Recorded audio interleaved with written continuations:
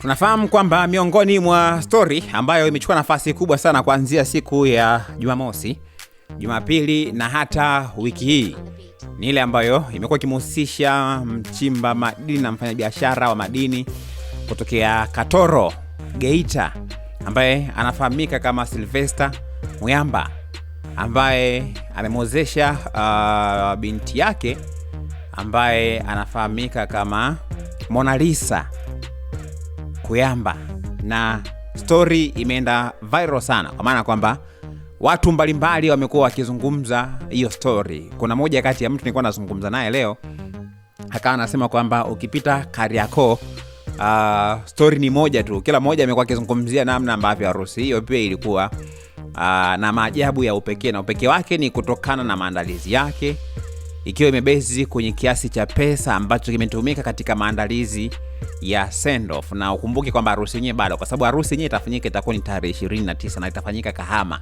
ambao ni mkoa wa Shinyanga. Sasa hii ilikuwa ni send off tu, kwa hiyo imechukua nafasi kubwa sana. Watu wengi wamekuwa wakizungumza, kila mmoja pia kwa upekee wake amekuwa akizungumza. Ukipita mitandaoni, lakini pia memes nazo zimebadilika kwamba unakuta mara kuna magrupu ya WhatsApp ambayo yanasema kwamba sijui mmoja wa wanawake wanaotaka kuhamia Katoro, lakini pia nimeona sijui mara madalali watu wanaulizia vyumba, tunataka vyumba Katoro hivyo. Kwa hiyo stories zimekuwa nyingi sana kuhusu Katoro, na imekuwa na mvuto kutokana na namna ambavyo tukio lenyewe lilikuwepo, kama ambavyo tumesikia mashuhuda ambao walienda katika send off hiyo. Wanasema kwamba utaratibu wa kula ulikuwa ni kwamba hakuna muda maalum kama ambavyo tumezoea kwenye harusi zingine, muda wa kula wote.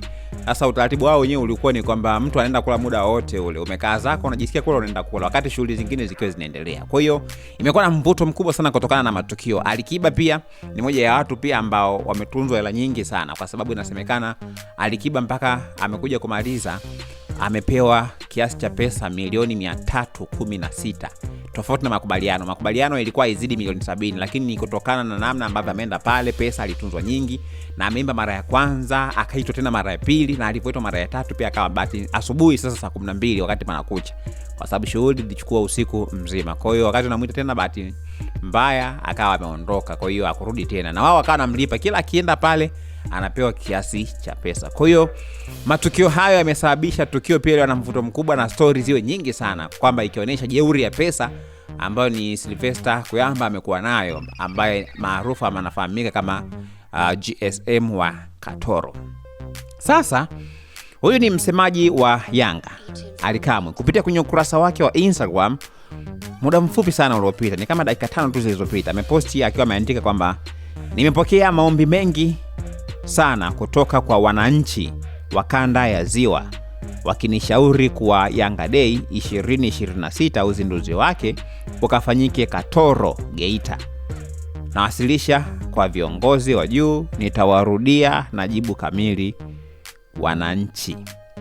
Kwa hiyo unaweza kaona namna gani pia ambavyo tukio la Katoro limeleta mageuzi makubwa sana kwenye sekta tofauti tofauti, mpaka kwenye michezo pia, maana yake mambo yanataka kubadilika. Na hii inakuja jana Simba tuliwaona wakizungumza kuhusiana na Simba Day itazinduliwa Ngorongoro, kwenye hifadhi ya taifa. Kwa hiyo nafikiri ndio mambo yenyewe kama hivi sasa. Kwa hiyo Ally Kamwe imekuja na hiyo, nafikiri ni katika tu kuleta ubunifu na kuleta utofauti zaidi. Lakini sasa kwa sasa hivi ni kwa sababu hii issue ya Katoro ndio imekuwa trending au talk of the town. Nafikiri Ally Kamwe ameona basi na yeye pia aweze kupita nayo hiyo, na aweze kuona kwamba mambo yanakuwa yanaenda vipi. Kwa hiyo sasa watu wamekuwa wakijiuliza kwamba je, Ally Kamwe alikuwa anatania au pengine yuko serious? Lakini sasa katika hii post yake ambayo ameitoa ni kama mtu ni ngumu kuweza kujua kama alikuwa serious au pengine ni utani tu, kwa sababu ni issue ambayo ina trend sasa hivi na ndio imekuwa ikizungumziwa kwamba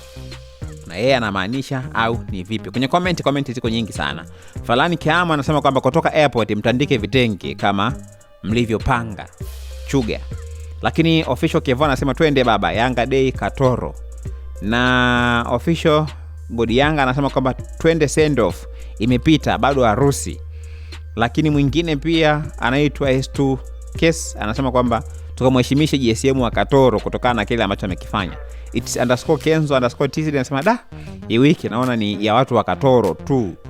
Na Faceboy 44 Real anasema kwamba uzuri Katoro kuna GSM, kwa hiyo twende huko. Okay, kwa hiyo nafikiri ameunganisha lile jina la Katoro, GSM wa Katoro na namna ambavyo mambo. Kwa hiyo comment ni nyingi sana, na nafikiri ni kwa sababu ya issue yenyewe ndio imekuwa ikitrend zaidi na zaidi. Mtazamo wako ni upi kutokana na mawazo ya Ally Kamwe kwamba Yanga Day kazinduliwe Katoro Geita? Dondosha hapo maoni yako, na usiache kusubscribe channel yetu ya YouTube ambayo inasomeka Dodoma TV kwa taarifa zaidi.